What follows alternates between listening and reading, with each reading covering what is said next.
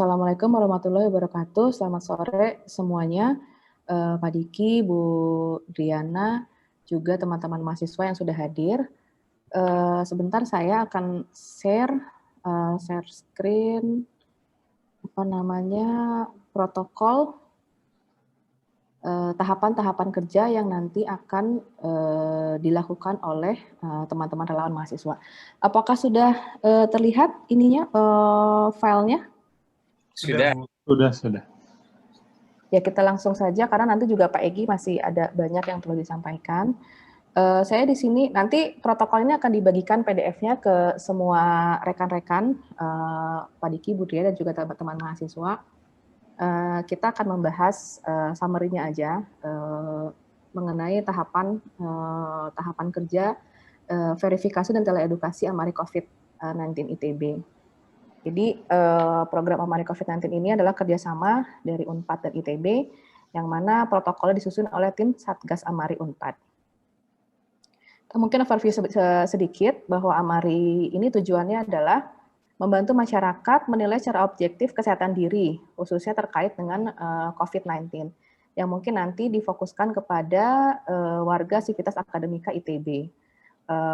Kemudian juga untuk membantu Sivitas Akademika ITB untuk mengendalikan kekhawatiran atau kepanikan, serta paham mengenai kerentanan dirinya terhadap potensi infeksi, kemudian mendapatkan saran atau nasihat praktis yang diperlukan dari sumber yang valid, terutama pada saat ini adalah relawan dokter dari dari tim Satgas Amari Unpad.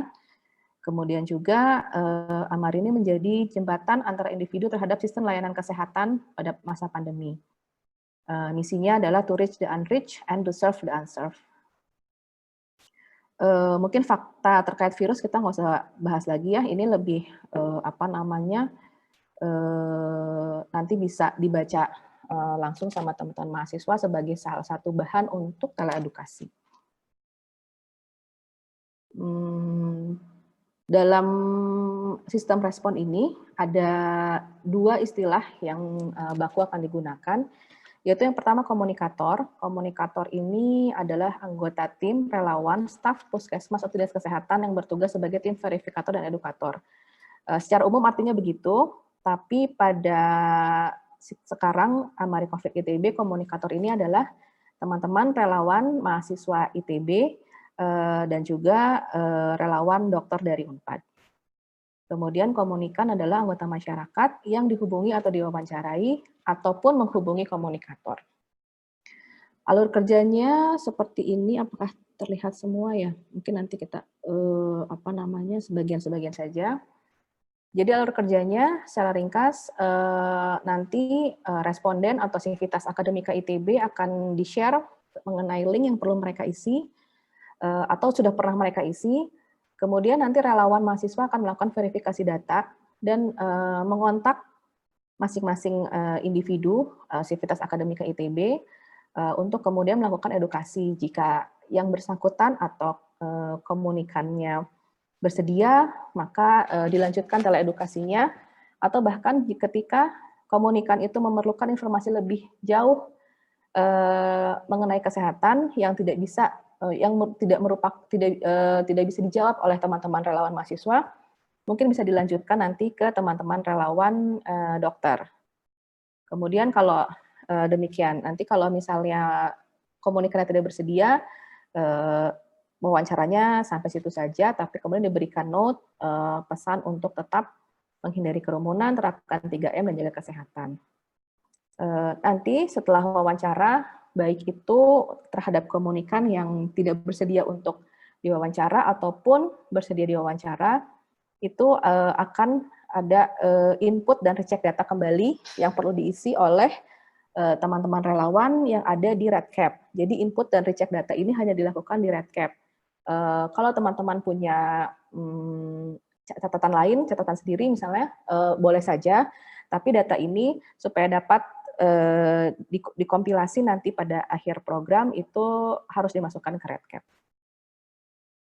Jika ada data yang belum lengkap, dilengkapi oleh teman-teman relawan.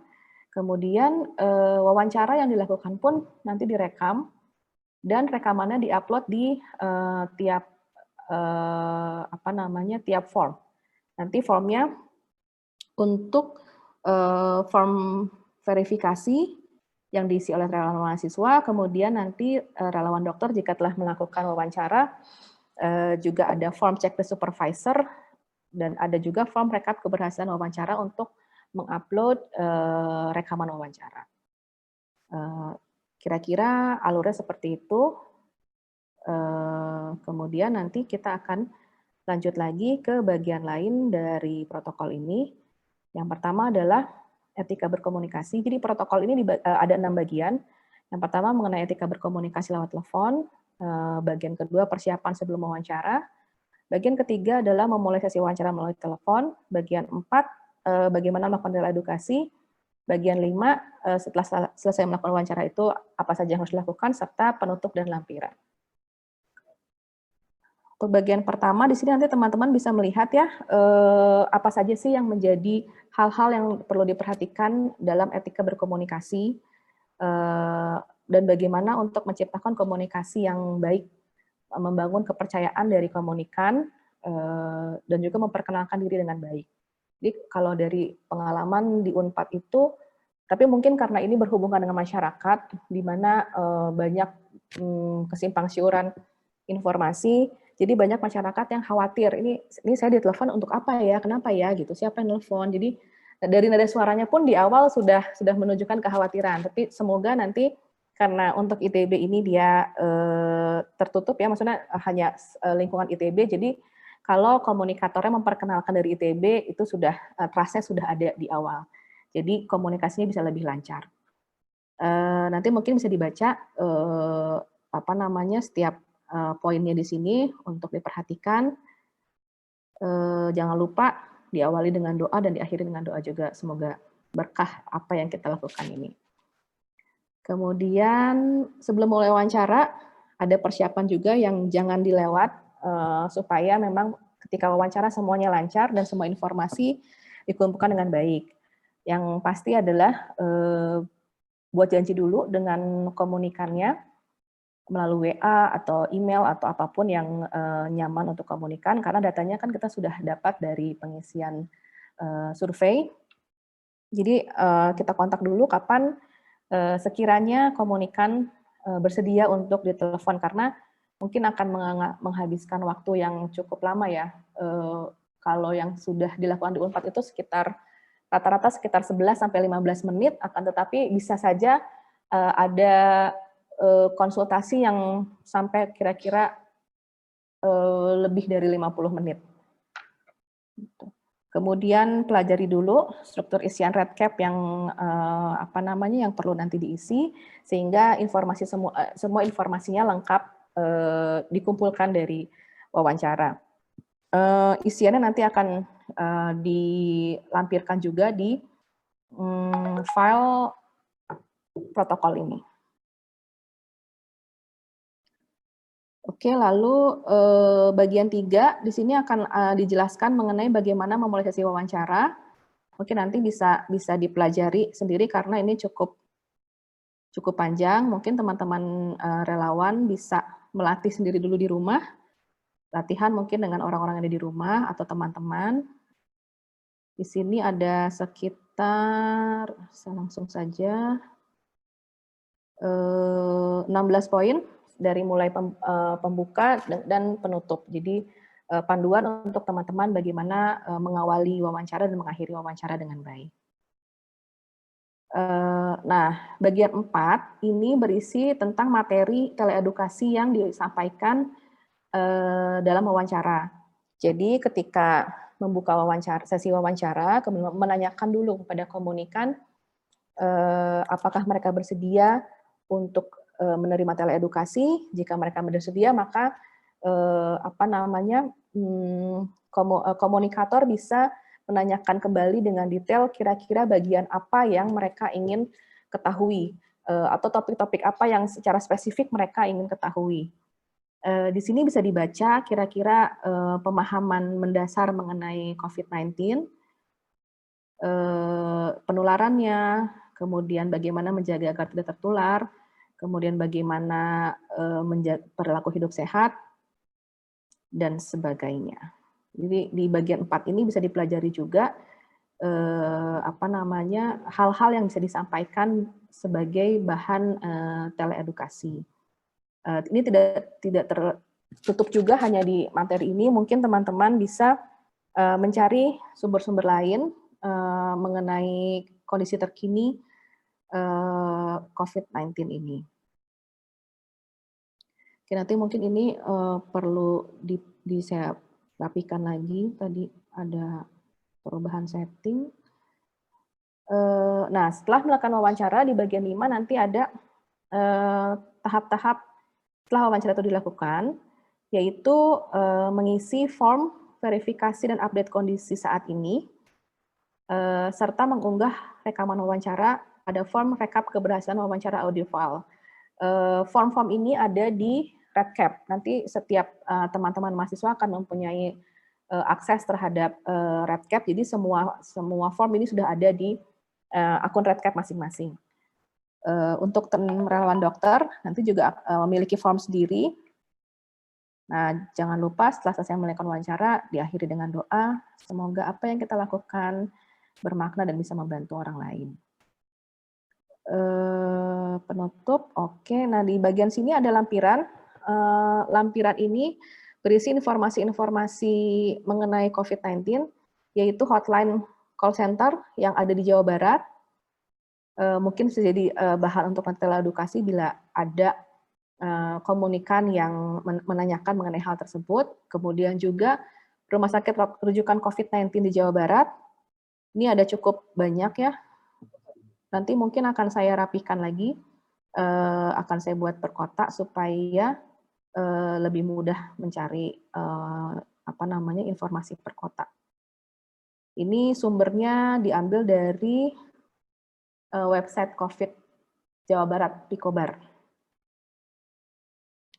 Oke, kemudian selain ini satu lagi adalah bagian terakhir adalah algoritma telekonsultasi. Jadi ini juga bisa dipelajari oleh teman-teman relawan atau sebenarnya sih mungkin ini lebih related pada teman-teman yang dokter karena lebih detail tentang kesehatan, tapi bagi teman-teman relawan ITB mahasiswa juga bisa mulai mempelajari. Jadi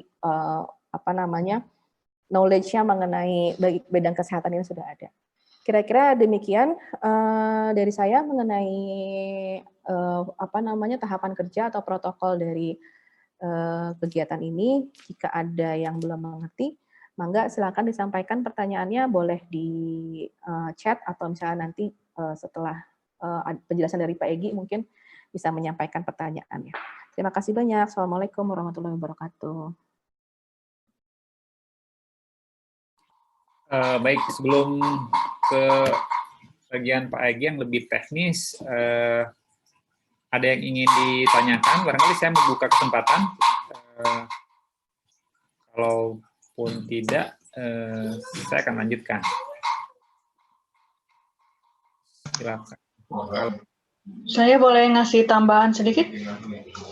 Enggak. Makasih. Tadi ada Mbak Pitra udah menjelaskan mengenai sumber-sumber informasi ya. Khususnya untuk keluarga ITB mungkin ya, walaupun ini sebetulnya pengetahuan umum, mungkin bisa melihat informasi mengenai edukasi COVID ini juga ada di website Amari ITB. Jadi di situ ada laman berisi artikel, kami sudah punya koleksi cukup banyak ya, 15, untuk hal-hal terbaru ya, misalnya bagaimana cara makan di tempat terbuka, ataupun yang populer misalnya sedang di warung kopi itu kayak gimana. Nah itu ada di, saya berikan linknya ya, atau mau lihat, kalau share screen mah lama kali ya. Ya, boleh Bu. Nah, linknya aja nanti saya mungkin masukkan linknya ke protokolnya, jadi teman-teman juga nanti bisa ada baca di situ gitu, ada link yang bisa. Ya, kayak misalnya pakai hand sanitizer itu mana atau ya seperti itulah. Masker. Oke, ini saya kasih aja linknya kalau gitu. Ya, enggak. Kemudian saya ada pertanyaan yang mengenai ini, untuk mengontak pas di awal itu apakah memang di protokolnya harus mengirim pesan dulu atau gimana ya? Mungkin sebaiknya sih begitu ya, mengirim pesan dulu melalui kalau bisa WA ya. Kalau misalnya nggak ada balasan mungkin di SMS karena supaya kelihatan ya. Waktu kemarin kalau nggak salah Dokter Ryan mengusulkan harus ada foto dengan background Amari ya supaya jelas di identitasnya gitu. Mungkin itu perlu disampaikan nggak?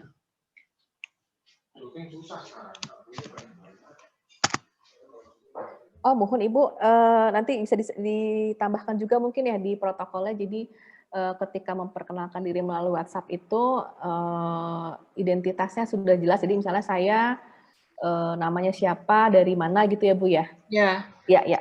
Sebenarnya kalau di tadi bagian juga yang tahapan wawancara tadi yang saya skip karena itu kan ada 14 poin itu.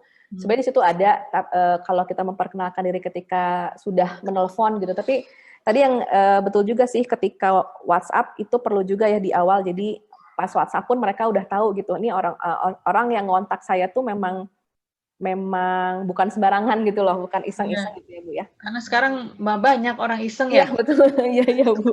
Nah kalau SMS agak sulit karena nggak bisa diwakili dengan foto ya. Tapi kalau misalnya nggak ada respons, mungkin bisa dicoba juga melalui SMS. Nah baru setelah itu menelpon. Ya, mangga. Nanti saya tambahkan lagi juga ya Bu ya. Nuhun Bu. Mangga, sami-sami. Ya karena ini sebenarnya kritikal ya. Kalau rencana kita melakukan teleedukasi tapi di awal aja udah ditolak, belum juga cerita ya udah ditolak ya bisa gagal ya programnya. Dan sekarang memang semakin banyak orang yang telemarketing yang mengganggu gitu. Jadi takutnya nggak direspons gitu oleh para ini. Iya betul Bu. Sekarang merepot. Ya, mungkin ada masukan lagi dari Pak Diki mungkin, Pak? Belum, Bu Pitra, mantau aja dulu. Cuman tadi sih sebetulnya udah sempat tertanyakan yang Bu Endit tadi bilang, kadang kan suka ada yaitu marketing atau dari BNI, kartu kredit, dari bank, bukan BNI sih, bank-bank gitu ya, nah itu gimana yang biar smooth gitu loh Bu, ininya tekniknya di lapangan seperti apa mungkin. Mungkin kita perlu buat ton suara tidak mirip telemarketing banking gitu ya. Mana ya ton suaranya? Mungkin kalau di sini justru kelebihannya karena kita nggak profesional telemarketing, jadi mungkin bicaranya nggak terlalu cepat gitu ya. Kalau mereka kan kadang-kadang bicaranya cepat gitu ya, terus kita belum bilang ini mereka udah ngomong segala macam. Oke, baik, tapi itu jadi catatan. Nanti mungkin kita juga boleh, saya sedang diskusi nih untuk mungkin membuat semacam background profile untuk WhatsApp yang seragam ya, mungkin dengan fotonya masing-masing, nanti jadi lebih profesional lah gitu ya. Artinya walaupun pakai nomor pribadi, tapi setidaknya dari WhatsApp picture-nya itu udah kelihatan bahwa ini kita officially gitu. Ya selama kita bertugas kita bisa pasang picture itulah nanti ya. Nanti kalau sudah saya mau ganti lagi ya silakan ganti, mungkin tinggal disimpan aja picture-nya di handphonenya. Itu ya salah satu ininya ya resolusinya. Mungkin saya kasih masukan lagi ya, karena saya memang ingat ya telemarketing itu biasanya gini ya, selamat pagi, kemudian dia Ibu Driana gitu ya, terus dia salah ngejak. Nah itu udah pasti ya, pasti ini orang yang nggak kenal. Pertama itu, kedua dia hanya baca dari data. Jadi mungkin dibalik ya, sebelum manggil orang yang kita tuju itu justru memperkenalkan diri dulu, mungkin lebih baik gitu. Sebelum langsung udah ditutup lah ini mah telemarketing gitu. Ya. Di salah satu pengalaman dari kita sih biasanya kalau kita sebut saya Yayan dari program Amari COVID-19, apakah betul ibu, bapak, saudara-saudari mengisikan form amari. Nah, begitu ya. Jadi ini memperlihatkan kredibilitas karena kita tahu bahwa yang bersangkutan menelpon, ya. Mengetahui bahwa yang bersangkutan itu mengisi data di amari, gitu. Sekaligus konfirmasi, gitu. Atau begitu, misalkan nama bapak atau nama ibu tercatat di form yang kami isikan dan nampaknya bapak punya keluhan, gitu, seperti itu. Nah itu tuh biasanya karena kita memperlihatkan kepedulian ya terhadap kondisi kesehatan, tentunya akan apresiasinya sih mudah-mudahan beda gitu. Ya, baik.